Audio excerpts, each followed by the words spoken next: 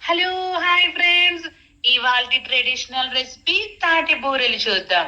ముందుగా బాగా ముగ్గిన 2 తాటి పళ్ళను తీసుకుని తొడిమ మొత్తం తీయాలి. మన గోదావరి స్పెషల్ వంటకాల్లో ఇది ఒకటి.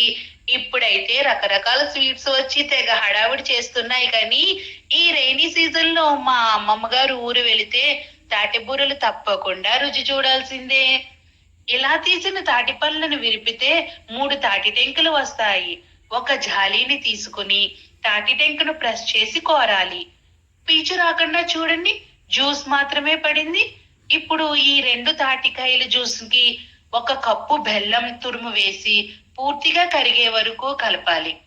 అదే కప్పుతో బొంబాయి రవ్వను వేసి చిటికెడు సాల్ట్ వేసి మళ్ళీ కలపాలి. ఈ మిశ్రమాన్ని 15 నిమిషాలు రెస్ట్ ఇవ్వాలి.